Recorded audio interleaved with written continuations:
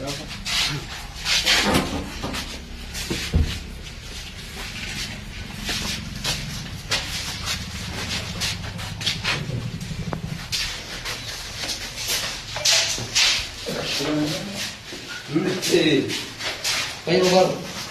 बराबर એટલે ભાડા ખાલી કરે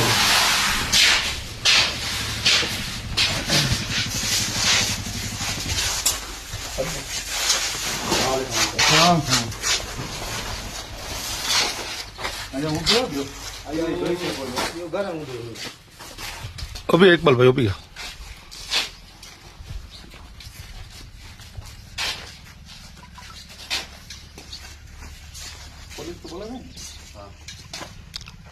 फोन करी क्यों पहले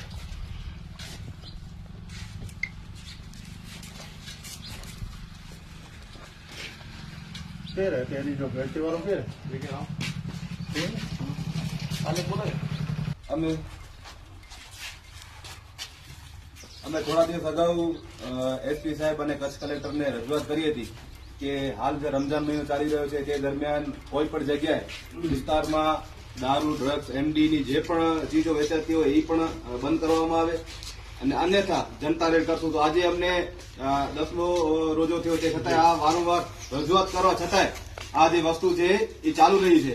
તો અમે આજે અહીંયા દહીસરાની ખાતે અમને ખબર પડી તો અમે આજે જનતા સાથે આગેવાનો સાથે રેડ પાડી છે. કારણ કે પોલીસને પણ ખબર પડે કે આ લોકોને સુધી બધી માહિતી પહોંચતી હોય તે છતાંય આ લોકોની નજરો સમક્ષ આ તમે જોઈ શકો છો દારૂ ખુલ્લી આમ વેચાઈ રહ્યું છે. આ દેશી દારૂના અડ્ડાઓ અહીંયા ચાલી રહ્યા છે. આનામાં યુવાઓના જે બરબાદ થઈ રહ્યા છે. વારંવાર રજૂઆતો કરવા છતાંય આ વિસ્તારમાં ખૂબ જ પ્રમાણમાં દારૂ વેચાઈ રહ્યું છે. આ તમે જોઈ શકો છો.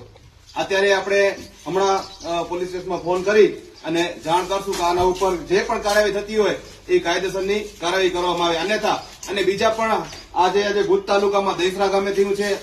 હજી પણ આગળના સમયમાં માંડવી, મુન્દ્રા અને નખત્રાણા જે વિસ્તારોમાં અમને જે માહિતી મળે છે આગળના સમયમાં ટૂંક સમયમાં કાલ અથવા પરમ દિવસમાં ત્યાં પણ જનતા રેડ કરશું જેની તંત્ર નોંધ લે. આજે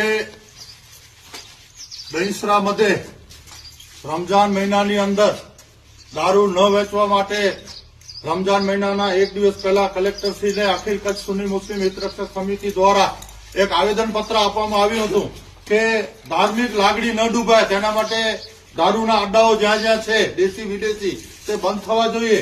પણ કોઈએ દરકાર ન લેતા, પોલીસ તંત્રે કોઈએ દરકાર ન લેતા આજે ન છૂટકે અમારે જનતા રેડ પાડી અને દારૂનો અડ્ડા ઉપર દારૂ જ્યાં વેચાય છે ત્યાં કને અમે ઉપસ્થિત રહીને જનતા રેડ નાખેલ છે. આપ સમજી શકો છો અને આપના માધ્યમ દ્વારા અમે જણાવીએ છીએ કે આ પ્રકરણની અંદર જો કોઈ મોટું માથું હોય તેને પણ પકડવામાં આવે. કારણ કે આ ગરીબોની જિંદગી જોડે ક્યાંક રમખાણ કરવામાં આવે છે, ખેલવાડ કરવામાં આવે છે. માટે વહેલી તકે આવા અડ્ડાઓ અલગ અલગ જગ્યાએ તેને પણ પકડી પાડી અને જલ્દીથી જલ્દી તેનો નિકાલ કરવામાં આવે અને એને સખ્ત ને સખ્ત સજા કરવામાં આવે.